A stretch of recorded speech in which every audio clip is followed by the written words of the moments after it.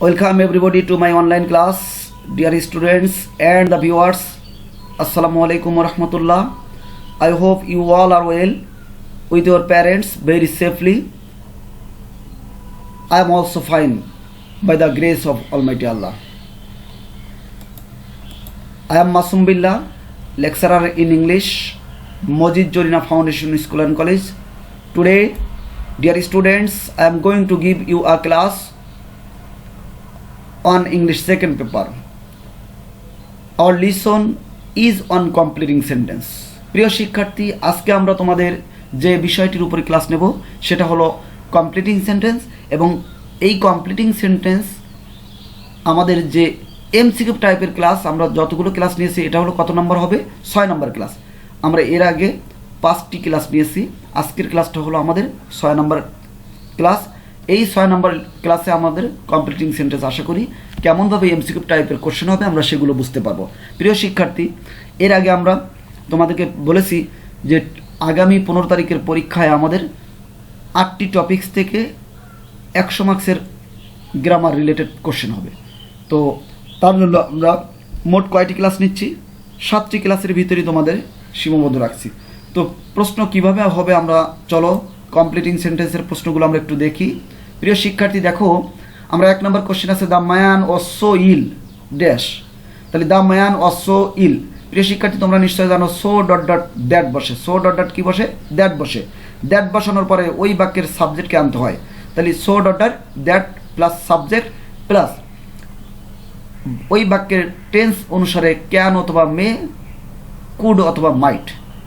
এবার বাক্যে সো এবং দ্যাটের মাঝখানে যেই ওয়ার্ডটি থাকবে ওই ওয়ার্ডটি যদি কর্তার বিপক্ষে হয়, কর্তার জন্য ভালো না হয়, তাহলে আমাদের একটা নট আনতে হবে। আর যদি কর্তার জন্য ভালো হয়, কর্তার পক্ষে হয়, সেক্ষেত্রে আমরা কি নিয়ে আসবো? নট আর আনবো না। প্রিয় শিক্ষার্থী, তাহলে আমরা দেখি the man was so ill that he could not move fast. লোকটি এতই অসুস্থ ছিল যে সে দ্রুত নড়াচড়া করতে পারতো না। লোকটি এতই অসুস্থ ছিলেন যে তিনি দ্রুত নড়াচড়া করতে পারতেন না। প্রিয় শিক্ষার্থী, 2 নম্বর কোশ্চেন কি আছে দেখো, the man tried his best so that. এই সো দ্যাট এবং সো ডট ডট দ্যাট একই নিয়ম। সো দ্যাটের পরে ওই বাক্যের সাবজেক্টকে আনতে হবে, এরপরে টেন্স অনুসারে কি নিয়ে আসতে হবে? ক্যান অথবা মে, কুড অথবা মাইট। এরপরে যদি এই সো দ্যাটের পূর্ববর্তী অংশটা কর্তার জন্য ভালো হয় তাহলে পরবর্তীতে আর নট হবে না, আর যদি কর্তার জন্য খারাপ হয় তাহলে পরবর্তীতে একটা নট আনতে হবে। তাহলে the man tried his best, লোকটা তার সর্বোচ্চ চেষ্টা করেছিলেন, এটা নিশ্চয়ই এটা ভালো কাজ। তাহলে so that he could be successful in life. এখন খেয়াল করো প্রিয় শিক্ষার্থী, এ নাম্বার আছে কি হি ক্যান আছে, আমাদের দিতে হবে কি কুড। বি নাম্বারে আছে কি হি কুড সাকসেসফুল, কুডের পরে একটি ভার্ব নিয়ে আসতে হবে, তারপরে এই সাকসেসফুলটা অ্যাডজেক্টিভ।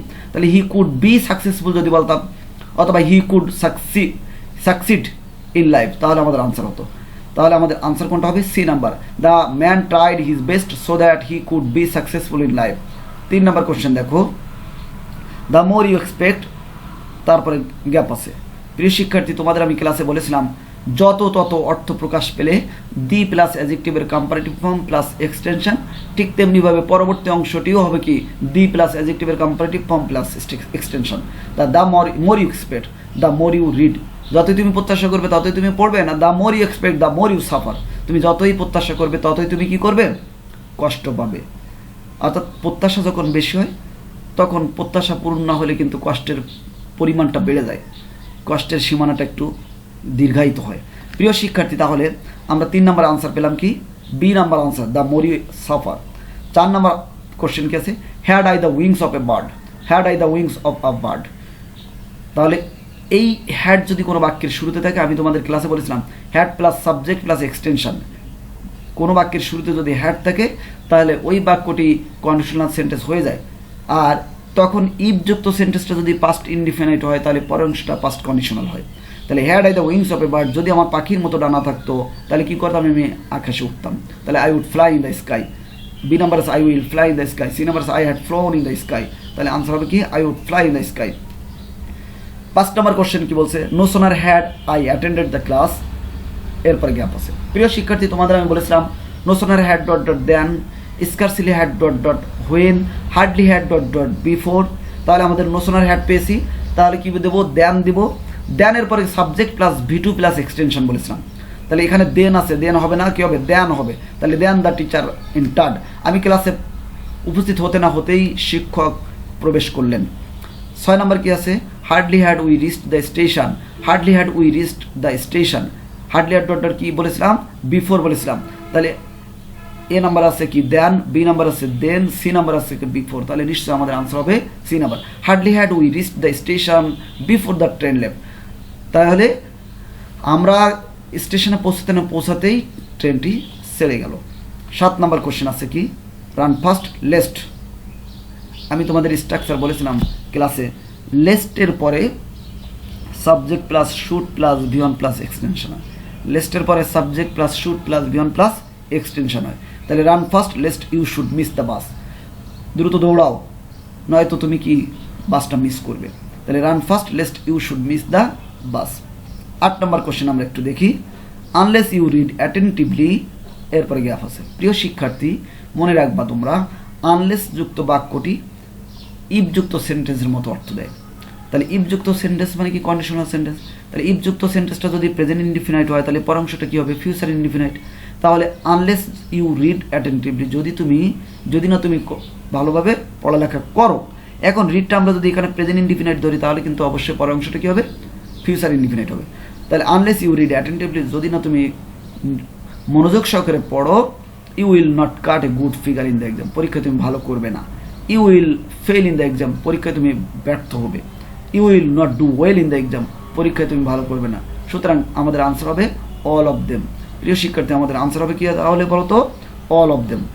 তাহলে আমরা 1 থেকে 8 পর্যন্ত যতগুলো প্রশ্ন দেখেছি, আমাদের কিন্তু সব নিয়মগুলো আমরা সুন্দরভাবে বুঝতে সক্ষম হয়েছি। প্রিয় শিক্ষার্থী, এবার আমরা 9 নম্বর কোশ্চেনে আসছি। দেখো 9 নম্বর কোশ্চেনে বলেছে, if I were a king. If যুক্ত সেন্টেন্সটা পাস্ট ইনডিফিনাইট হলে পর অংশ কি হয়, past conditional. If I were a king, যদি আমি রাজা হতাম, I would help the poor, আমি দরিদ্রদেরকে সাহায্য করতাম, গরিবদেরকে কী করতাম, সাহায্য করতাম। 10 নম্বর আছে, হোয়াট ইউ ডিড ড্যাশ। প্রিয় শিক্ষার্থী, মনে রাখবা, যদি কখনো double question plus subject plus ভাব থাকে, double question plus subject plus ভাব থাকে, তাহলে আমরা যদি তোমাদের মনে, যেহেতু এখানে অপশন আছে, এই কারণে তোমাদের কি আছে, 2টা অপশন আমি দিয়েছি। কিন্তু যদি অপশন না থাকে, সরাসরি লিখে দেবে is known to me, your answer is correct. তাহলে কী হবে, what you did is known to me, তুমি যা করেছিলে তা আমার জানা।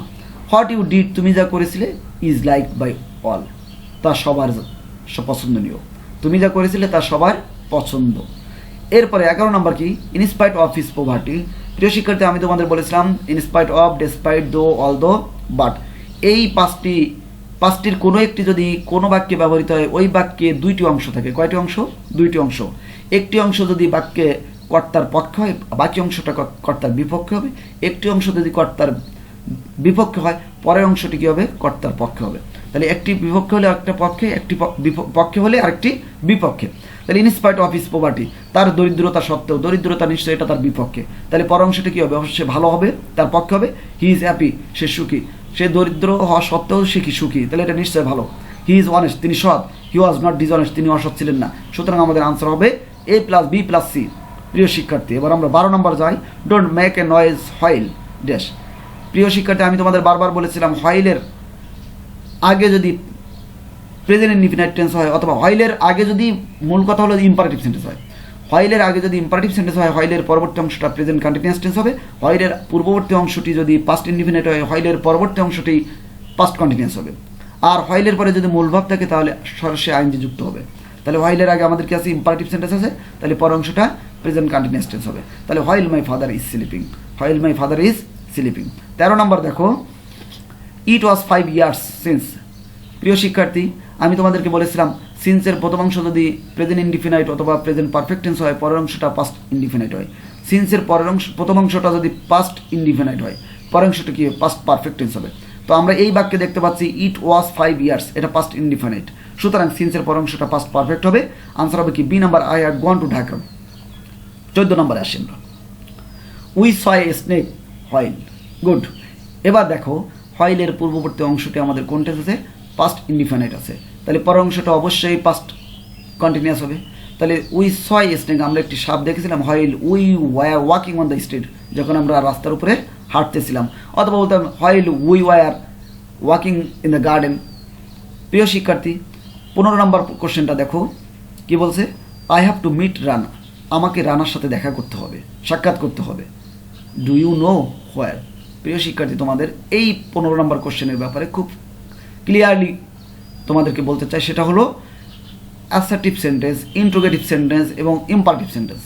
তিনটা অ্যাসার্টিভ, ইন্ট্রোগেটিভ এবং ইম্পারেটিভ সেন্টেন্সের পরে যদি কখনো ডাবলিশ কোশ্চেন আসে, ওই ডাবলিশ কোশ্চেনের পরে সাবজেক্ট প্লাস ভার্ব বলবে, সাবজেক্ট প্লাস ভার্ব বলবে। কারণ এটা হলো কি আমাদের কমপ্লেক্স সেন্টেন্স। তাহলে do you know where he lives, না হোয়ার ডাজ হি লিভ, না where does he staying, where he lived. তাহলে কি লিখবো? তাহলে কি I have to meet Rana, do you know, এটা কোন টেন্স আছে? Present indefinite. তাহলে আমরা হোয়ার হি লিভস দেওয়াটা আমাদের কি ভালো হবে। তাহলে do you know where he lives. প্রিয় শিক্ষার্থী, এবার আমরা 16 নম্বরে যাই। দেখো, it is high time we. প্রিয় শিক্ষার্থী, মনে রাখবা it is time, it is high টাইমের পরে যদি সাবজেক্ট থাকে তাহলে কি হবে? আমাদের সে বাক্যটি পাস্ট ইনডিফিনিট হবে। আর it is time, it is high টাইমের পরে যদি ভার্ব থাকে তাহলে 2 + V1 হবে। তাহলে it is high time, it is time, we, take আছে, ডিড আছে, রিড আছে। এখন ডিডটা কি পাস্ট ইনডিফিনিট? প্রিয় শিক্ষার্থী, কি বললাম আমরা? ডিডটা কি পাস্ট ইনডিফিনিট। তাহলে ডিড দেওয়ার, উই ডিড দ্য ওয়ার্ক। এবার রিডের পাস্ট ফর্ম কি? রিড। তাহলে রিড মোর। আমাদের আনসার হবে কি? সর্বশেষটা। তাহলে কি হবে? ডি নাম্বার আনসার হবে। তাহলে কি B+C। প্রিয় শিক্ষার্থী, তাহলে আমরা 1 থেকে 16 নম্বর পর্যন্ত যেই প্রশ্নগুলো আমরা দেখেছি, কমপ্লিটিং সেন্টেন্স আমাদের এই আঙ্গিকেই পরীক্ষা, আগামী পরীক্ষা আসবে এবং তোমাদের সেন্টার পরীক্ষা আসবে। তো আমাদের আজকে 6 নম্বর ক্লাসটি শেষ হলো এবং আরেকটি ক্লাস আমাদের মডিফায়ারের জন্য বাকি থাকলো। প্রিয় শিক্ষার্থী, আমরা আজকে এখানেই শেষ করব। সকলকে অনলাইন ক্লাসে উপস্থিত হওয়ার জন্য এবং এই ক্লাসগুলো সুন্দর করে দেখার জন্য আমি তোমাদেরকে বিনীতভাবে অনুরোধ করছি। সবাই ভালো থাকবে, সুস্থ থাকবে, সকলের জন্য দোয়া কামনা করে এবং শুভকামনা করেই আমি আমার আজকের ক্লাসটা শেষ করছি। সকলে ভালো থাকবে। আল্লাহ হাফেজ। আসসালামু আলাইকুম ওয়া রাহমাতুল্লাহ।